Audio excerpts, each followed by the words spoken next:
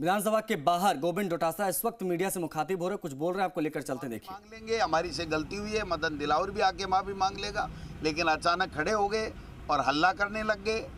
अभी दूसरा कोई फोटोकॉपियाँ किसकी लहरा रहे हैं। मैं समझता हूं कि मुद्दा विहीन राजनीति कर रहे हैं और मुद्दा नहीं होने की वजह से ये अनर्गल बयानबाजी कर रहे हैं। इनके पास में प्रदेश की जनता के मुद्दे और उनकी समस्याएं उठाने के लिए ये हाउस का फ्लोर होता है, जिसपे पूरी तरीके से ये आज ही नहीं पूरे 15वीं विधानसभा में नाकाम रहे हैं। और आपने कल देखा होगा कि किस प्रकार से इनकी फूट पूरे प्रदेश में उजागर हो गई। वसुंधरा राजे पूर्व मुख्यमंत्री है, वो नहीं आई, उनके लोग नहीं आए। ये 7-8 हज़ार लोग मुश्किल से जुटा पाए, 3 लाख का वादा कर रहे थे। और देश के प्रधानमंत्री को पहली बार 70 साल के इतिहास में विपक्ष को इकट्ठा करके आवाज़ उठाने के लिए उनको ट्वीट करना पड़ रहा है। देश के प्रधानमंत्री से हम अपेक्षा करते थे कि वो ट्वीट करते, मणिपुर की हिंसा को रोका जाए, मुख्यमंत्री को वहाँ के मुख्यमंत्री को करते। देश के प्रधानमंत्री ट्वीट करते कि किसानों के लिए हम दुगुनी आय करने के लिए ये कर रहे हैं। देश के प्रधानमंत्री महंगाई रोकने के लिए ट्वीट करते। देश के प्रधानमंत्री विदेश नीति को ठीक करने के लिए ट्वीट करते, तो बात समझ में आती। लेकिन जो मुद्दे लेकर के 2014 में आए थे, जो वादे करके आए थे, वो वादे हवाई हो गए। और अब इनको अपनी स्टेट्स में जहाँ जहाँ चुनाव हैं, मध्य प्रदेश, छत्तीसगढ़, वहाँ केवल प्रधानमंत्री अपने स्पीच दे रहे हैं। लोगों में जोश नहीं है, लोग सुनने के लिए नहीं आ रहे हैं। ये जो 5-6 दौरे देश के प्रधानमंत्री ने किए हैं यहाँ पर, उन सबको मिला करके और अकेले 9 अगस्त को जो आदिवासी गौरव पर्व हम मनाने जा रहे हैं बांसवाड़ा में मानगढ़ धाम के ऊपर, जिसमें हमारे नेता राहुल गांधी जी आएंगे।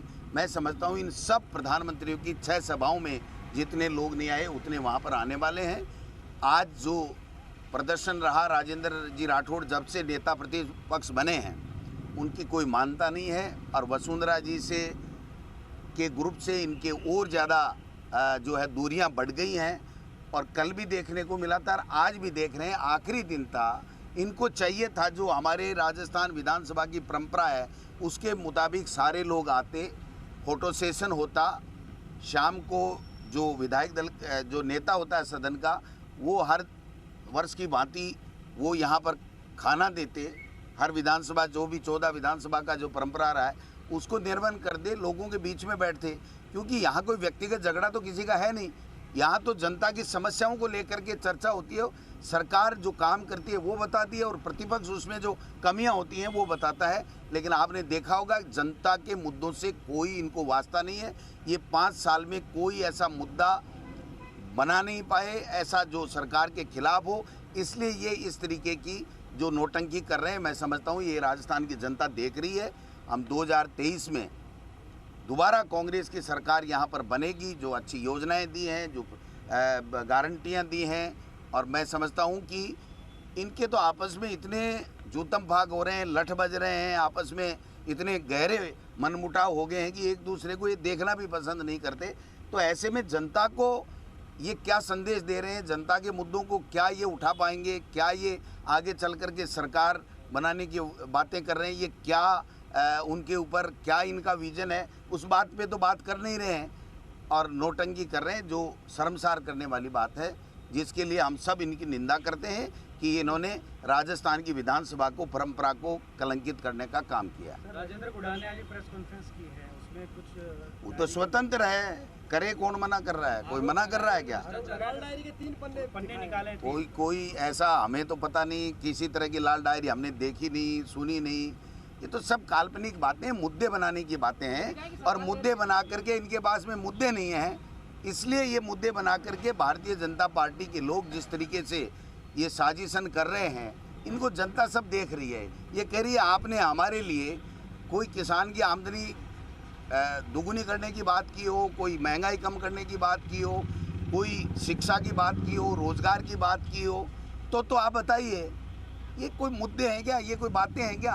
ये सब कपोल कल्पित है और नौटंकी है, जिसको लेकर के जनता के बीच में जाना चाहते हैं। जनता इनको पूरा जवाब दे देगी। राजन थोड़ा कह रहे हैं कि Thank you. कांग्रेस है ही नहीं, कांग्रेस अशोक गहलोत Thank you. कांग्रेस है, नमस्कार। डोटासरा जी एक जेब में, रंधावा जी दूसरी जेब में। नमस्कार, नमस्कार, वो धन्यवाद। कह रहे हैं डोटासरा जी एक जेब में।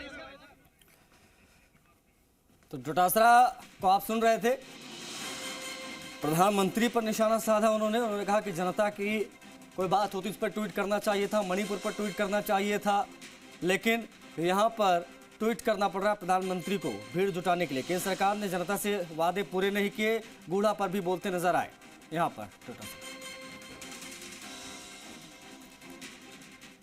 बढ़ेंगे आगे।